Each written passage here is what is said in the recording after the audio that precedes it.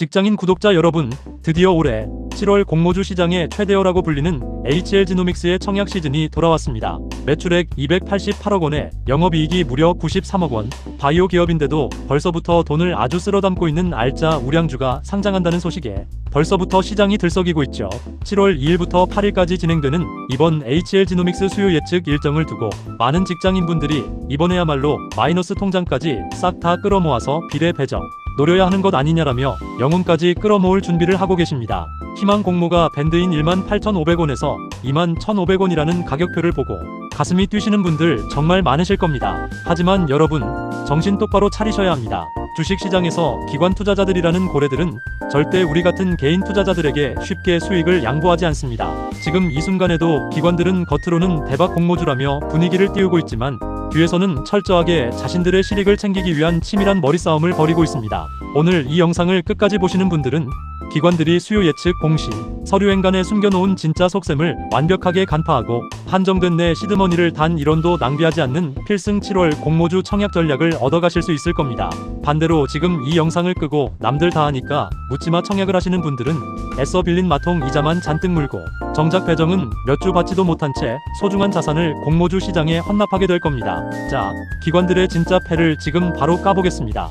우리가 HL지노믹스 청약에 뛰어들기 전에 반드시 먼저 뜯어봐야 하는 것, 바로 공동주관사인 KB증권과 IBK투자증권의 과거 청약 배정 성향입니다. 공모주 투자를 조금 해보신 분들은 아시겠지만 증권사마다 물량을 나누고 배정하는 방식, 그리고 청약 당일 시스템의 안정성이나 우대 고객 기준이 완전히 다릅니다. 특히 이번처럼 대형 주관사인 KB증권과 중소형 주관사인 IBK투자증권이 동시에 움직일 때는 청약 마지막 날 눈치 싸움이 상상을 초월할 정도로 치열해집니다. 기관들은 이미 알고 있습니다. 어떤 증권사에 물량이 몰릴지, 그리고 자신들이 어느 쪽에 청약 신청을 넣어야 단 한 주라도 더 유리하게 의무 보유 확약을 걸고 물량을 받아올 수 있을지 말이죠. 지금 보시는 HL지노믹스의 주요 제품 매출 비중을 보면 원료의약품 전문 기업답게 모회사인 한림제약과의 시너지가 엄청난 것처럼 포장되어 있습니다. 물론 탄탄한 실적 기반의 바이오 우량주인 것은 팩트입니다. 하지만 기관 투자자들이 과연 이 회사의 미래 가치만 보고 희망 공모가 상단인 21,500원을 초과해서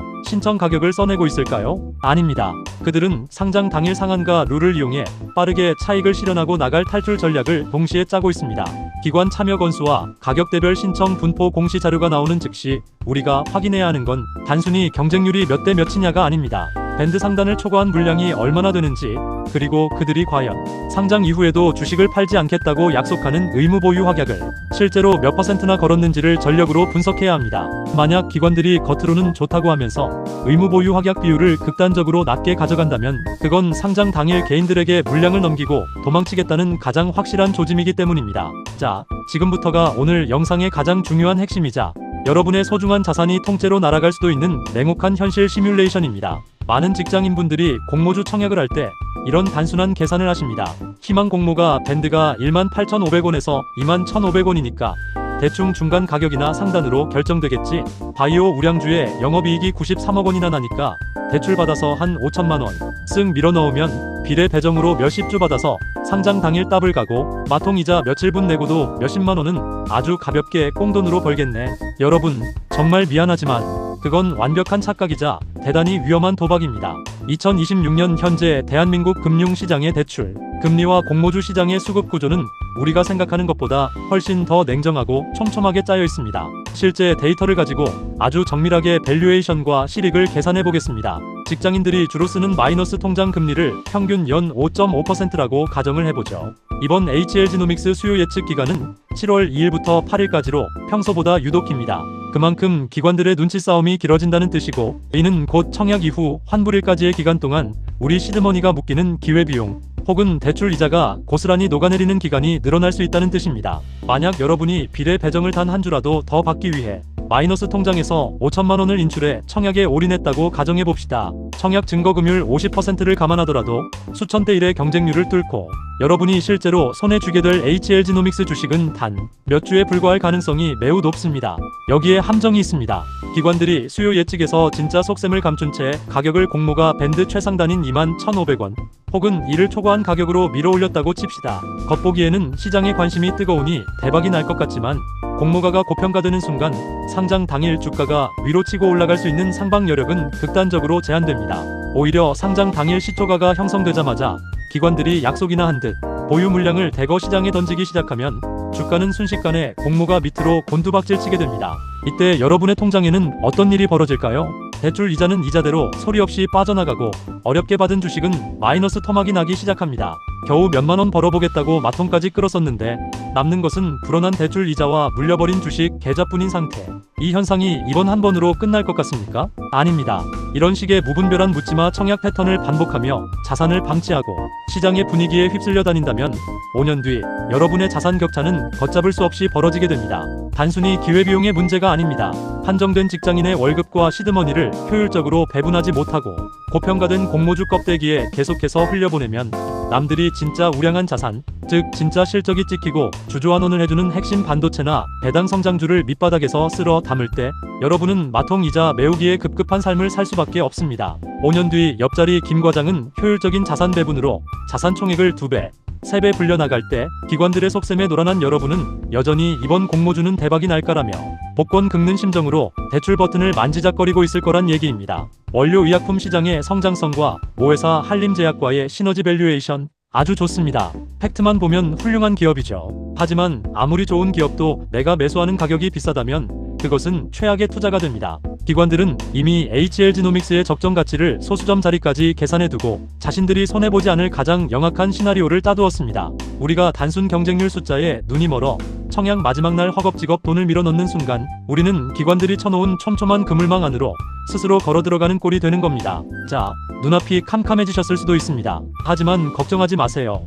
기관 투자자들이 아무리 영악하게 판을 짜두었어도 우리 3040 직장인들이 한정된 시드머니를 지키면서 확실하게 이길 수 있는 필승 카드가 존재합니다. 지금부터 제가 말씀드리는 3가지 대응 전략만 머릿속에 칼처럼 새겨두시면 이번 7월 공모주 청약시장의 최대어인 HL지노믹스에서 기관의 덫을 피해 확실한 실익을 챙기실 수 있습니다. 첫 번째, 겉으로 보이는 단순 청약 경쟁률 숫자에 절대 속지 마시고 7월 초에 공시될 HL지노믹스 수요 예측 결과 중에서 기관 의무 보유 확약의 질을 가장 먼저 확인하셔야 합니다. 기관들이 아무리 희망 공모가 밴드 상단인 21,500원을 초과해서 청약 가격을 써냈다고 하더라도 의무 보유 확약 비율이 최소 30%를 넘지 못한다면 그것은 언제든지 도망칠 준비를 하고 있다는 뜻입니다. 만약 의무 보유 확약 비율이 높고 그 중에서도 3개월이나 6개월짜리 장기 확약 비중이 높다면 기관들이 이 원료의약품 시장의 성장성과 모회사, 한림제약과의 시너지 밸류에이션을 진짜로 인정했다는 강력한 증거가 됩니다. 이 숫자가 확인되기 전까지는 절대로 마통 대출 버튼에 손을 대지 마십시오.